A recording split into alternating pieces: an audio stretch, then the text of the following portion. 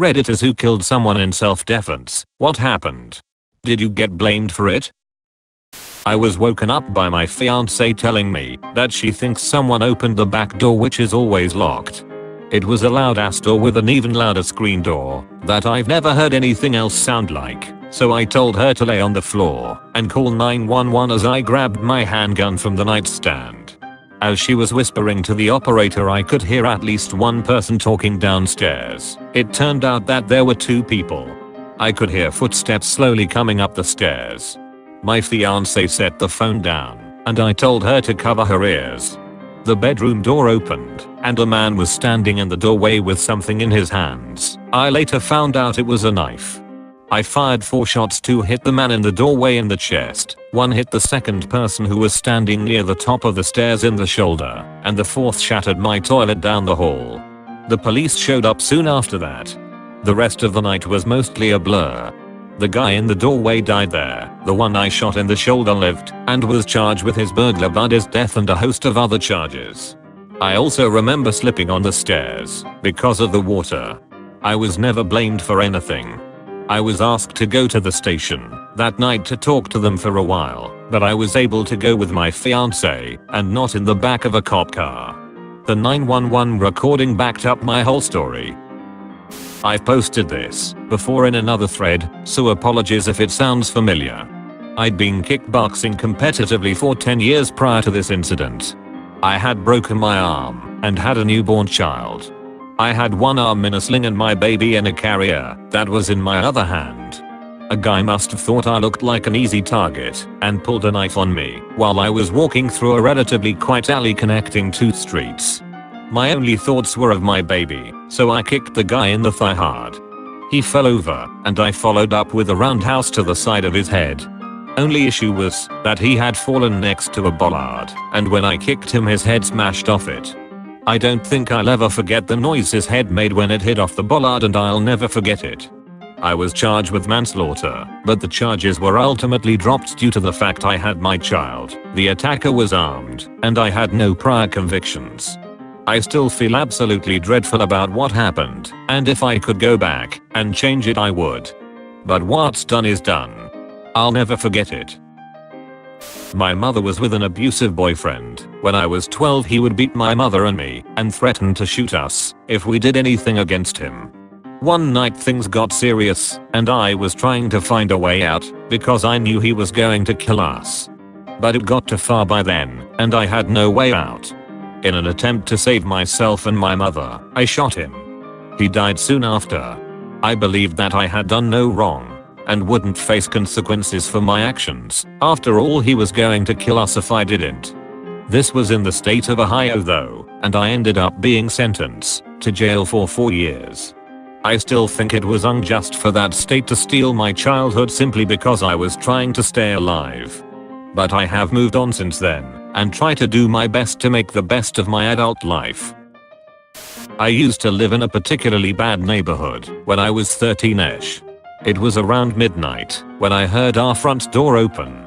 My mom worked nights and my dad was overseas, so I assumed either my mom got sent home early or we were getting burglarized. We didn't have any guns in the house or really anything someone could defend themselves with, so I hid in the closet in my room. After a few minutes I heard someone open the door to my room and start rummaging through drawers and such. I didn't really have anything of value, and there wasn't really anything in the house other than a really old TV that weighed upwards of 150 pounds. After throwing all the contents of my drawers onto the floor, I thought he'd be done and just leave, but I was wrong. Something about the closet called to him I guess, and he came over and put a hand on the doorknob. I couldn't really think of anything else to do, so I looked around for the most viable self-defense weapon I could find. The best I found was a clay bowl I'd made when in school a few years prior. When the door opened, I swung it as hard as I could. The impact was enough to daze him and shatter my shoddy bowl, but nothing else. I picked up one of the shards of the bowl and tried to use it as a sort of makeshift knife. He started backing away and tripped over something on the floor. I tried to jump on him and hold him down, but I was a scrawny kid, so it didn't really do much. He kept punching me, and in a moment of fear and adrenaline-fueled anger, I stabbed him with the shard of the bowl. I wasn't trying to kill him, but I punctured a vital artery or something, and he ended up bleeding out while I was on the phone with 911. The police took me to the station and asked a few questions, then called my mom to let her know what happened. They did want to try me for voluntary manslaughter, but dropped the charges soon after for reasons that were never disclosed to me. It really messed with my mental health, and because it was on the news and published in the local newspaper, and it ruined my social life for the next 5 years, but I've accepted it as part of my life and moved on. I was working in a prison in the UK. While doing my daily routine of AFCs in a cell, I heard the door shut. I turned around sharply, and 3 inmates were standing there. I knew what was going to happen. Instantly I pushed my personal, and they rushed me. I shielded myself as best I could, while these 3 guys wailed punches and kicks on me. I started fighting back, and managed to catch one in the throat with a punch that crushed his windpipe. As he dropped gasping for air, the other 2 left. I should have tried to perform first aid, but I just stood there and watched him die. An investigation was launched, and I had to appear in court. Nothing came of it, but I still think about it sometimes. I killed 2 people. Work the night shift, so I normally get home around 1 to 1:30 am, and most times my mother is asleep. This time, however, I could see the living room lights were on, and 2 big shadows were moving around in my house. This was extremely out of the ordinary, so I unclipped my Smith & Wesson SD9VE from my holster and slowly peeked in through a window. There were 2 guys in their mid-40s in my living room throwing things around and rummaging through drawers. One man had a handgun, and I figured I could wait and call the police from outside the house and keep an eye on them to make sure they don't head for the bedrooms on the 2nd floor. However, when I glanced to the couch, I saw my mother huddled with my 12-year-old niece, who must have been spending the night. I knew if I waited for the cops this could go south before they got there.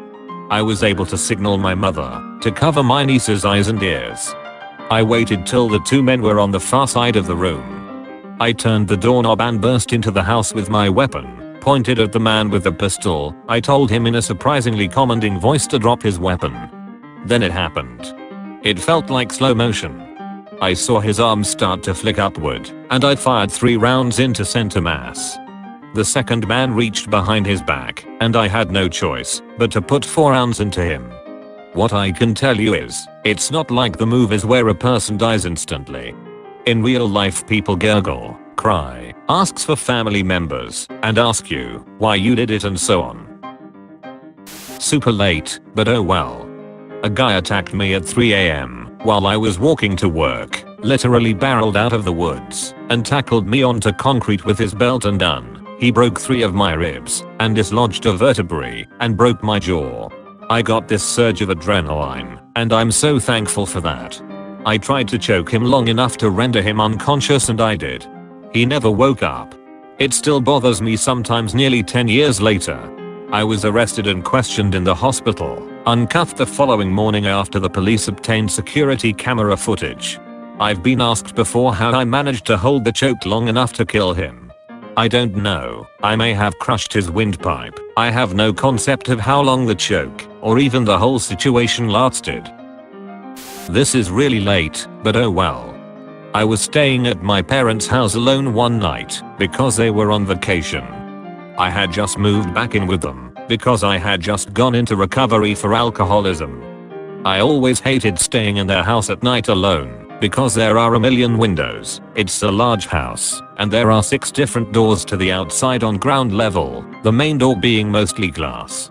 I usually sleep with earplugs in because I'm a light sleeper with really decent hearing, but I didn't this night for some reason. I was having trouble falling asleep, and sometime in the night I heard a noise downstairs, and I walked to my bedroom door, which was directly at the top of the stairs, and peered out.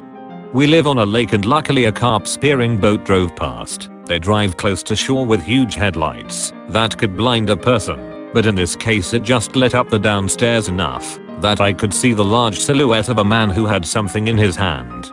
I had brought up a knife from the kitchen and put it on my nightstand, because I was terrified of my parents' house at night, but for some reason in that moment I had completely forgotten about it and grabbed one of the 40-pound dumbbells in my room and went out to the stairs and threw it at him as he made his way up.